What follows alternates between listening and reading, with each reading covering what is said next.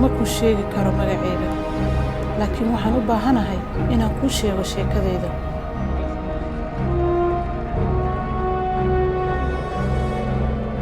Aniga wajigayga idinma tusin karo, waayo haddaan idin tusiyo waxyaalaha aan sameeyey ayaa reerkayga loo dilayaa. They call me kafir, an unbeliever, and this is my story.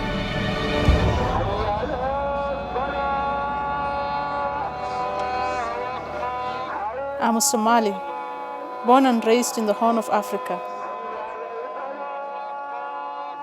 To be Somali is to be a Muslim. Our religion is our culture. Somali people are very close. We share everything. In our house, we had only one room and there were 7 of us. We all grew up together, cousins, aunts, uncles, grandparents. We don't belong to our parents only, but to all our relatives, the whole community.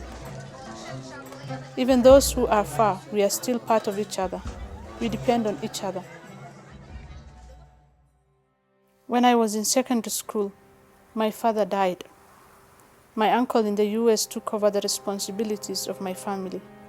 He provided our food, our schooling, everything. This is our custom when the father passes.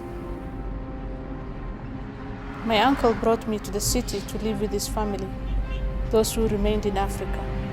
He chose me out of all my brothers and cousins because he believed in me, that in the future I will be something. I will change the family, the community. Some people thought this was a mistake. They said, keep her in the village, find her husband. In the city she might lose her way. In some ways, they were right. It was there, in that city, I met some people who would change the course of my life.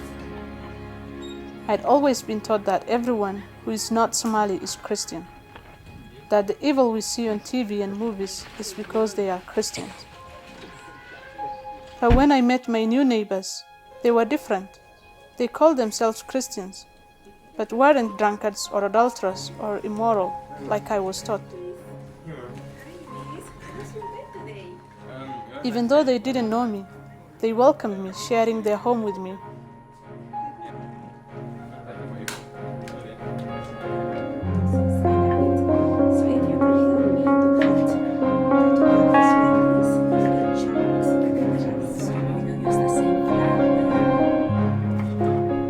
I started thinking, no, we should be Muslims because we are very good, more than even a Muslim. I told them this and I started thinking, if these people are really Christians, what was it that I was told? Before every meal or activity we had together, they prayed. And for me, it was the first time I had seen that. It was different than what I had seen on TV. Sitting with them and listening and seeing it, I realized I wanted it. That's how I wanted to pray. That's how I want to do it. Except the part at the end where they said in the name of Jesus. That's the part I struggled with.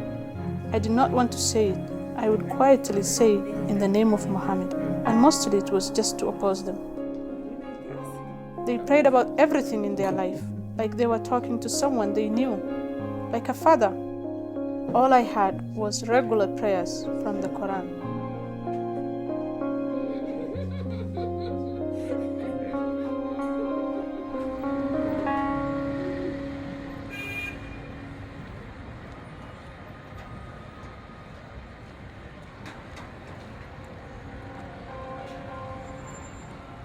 This led to many discussions about religion, about who God is, about who we are.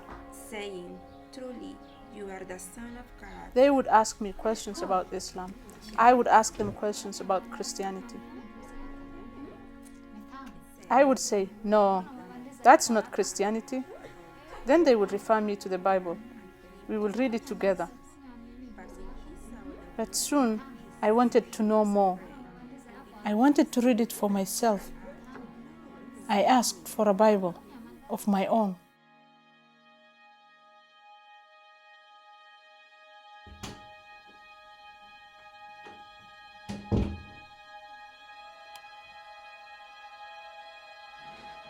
I read it in secret.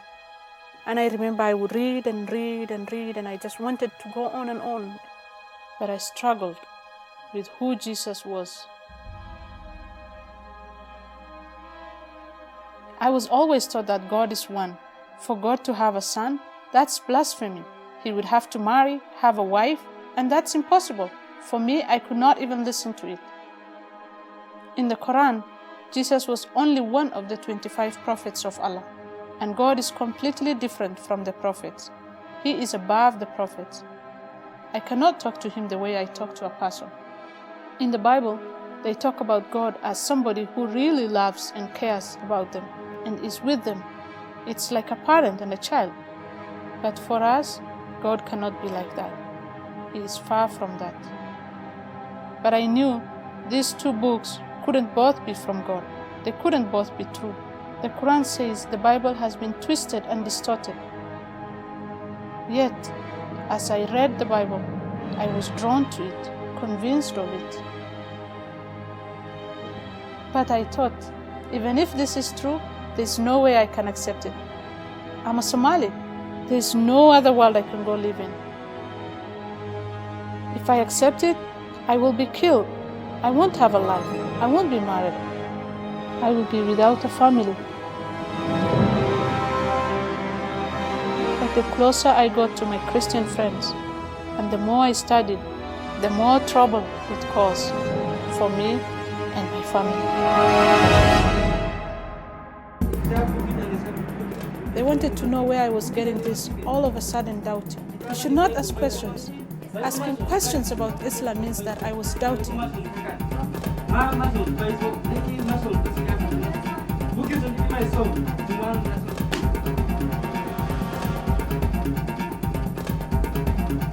They locked me in. I was excluded in the family. I felt very alone. My brother made me watch videos, messages that say, you can't be friends to Christians. These teachers, the sheikhs, they said you can't eat with them. You can't even shake hands with them. But those were all the things I was doing. I called them my friends because that's what they were. And I told my brother, it's different than watching the video. I will introduce you to my friends. You will see they are completely different from how they are telling us. But he wouldn't listen. You are shaming us. Are you doubting the teachings of the sheikhs? Are you an infidel? A kafir?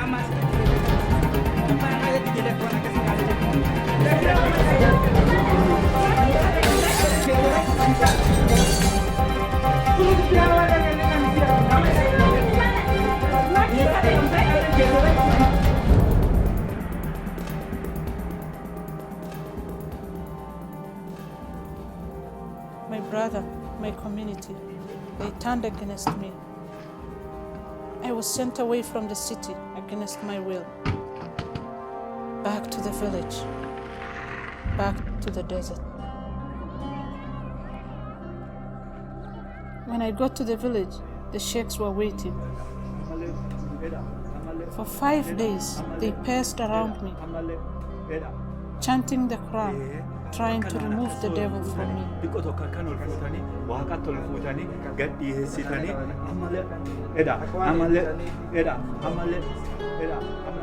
They spit on me, they spit in a bowl, then made me drink and wash.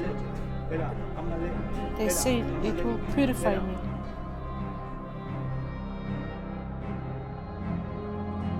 But your heart has to accept. You have to want it for the prayer to work. But this time, I didn't. I was forced to. My heart was completely against it. I had no hope in these prayers. I didn't want this life they had planned for me, and I felt more helpless than ever. I thought my life was over. Is this my religion? Is this what I will be?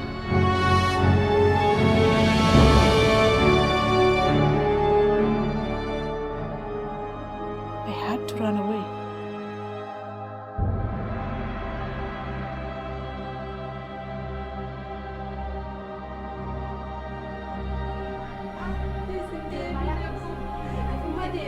My mother begged me not to go. No, we will suffer if you do this. Your uncle will stop supporting us, and we don't have anything. None of us. We will die. I pleaded with her. Just let me run away. I can't accept this life.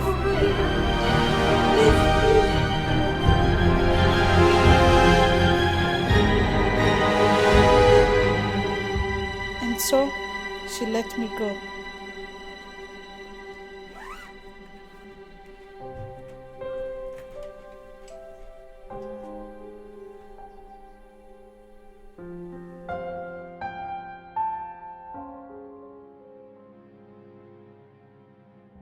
I put on the sharer, the veil. This time it was not to show my submission, but to hide my identity. It was my only way to escape, and I would have only one chance.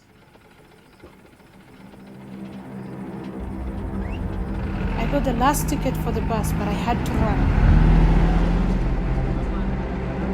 My heart was just beating. They could come after me. Will I get away? In my heart, I was just praying that I could get away.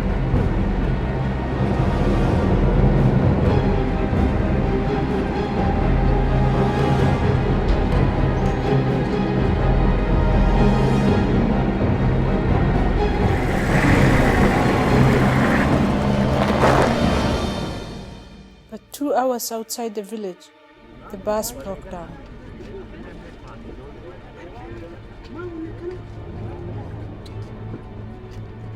Everyone got off. I just sat there. I could see the men under the bus.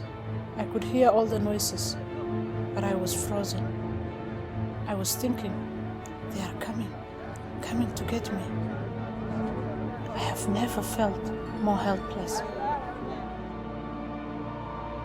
But then I remembered the things I read about Jesus, the miracles he did. I remembered all those talks with my Christian friends about how he healed the sick, how he brought the dead to life. If it really is true, then he can help me. All my hope was in this prayer. If you are really the Son of God, God of miracles, can you save me?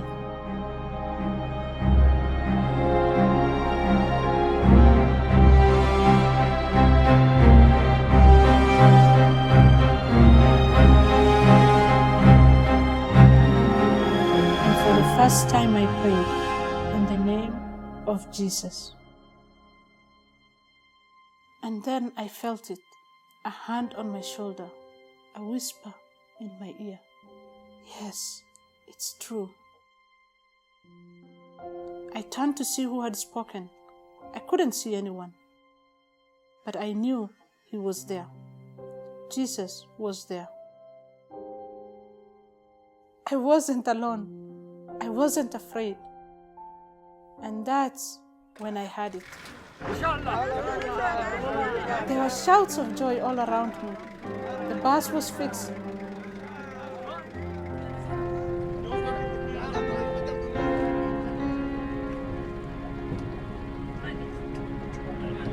A few moments later, we were moving. My prayers were answered. Somehow, I was saved.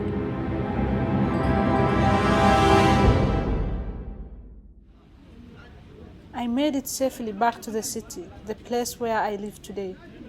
And yes, I'm still a Somali. I don't have to dress differently or eat different foods. But some things are different. In many ways, I am a woman without a country, without a family. I am a Somali Christian, a contradiction. And it hasn't been easy, especially those first years, moving from house to house, the threats, the loneliness. Following Christ cost me everything, but it was worth it. Among my people, there is a proverb: I and Somalia against the world. I and my clan against Somalia. I and my family against the clan. I and my brother against the family. I against my brother. But I don't believe this anymore. Now I pray for different things. I pray that God will redeem the Somali people. They are not the enemy. They just need to know the truth. I pray that my people would know the Jesus of the Bible. I pray that other believers around the world will remember Somalis, that they will pray for them and intentionally go to them, like my Christian friends did with me. And I pray that Jesus will restore my relationship to my family. I miss my mother and sisters. I miss my brother.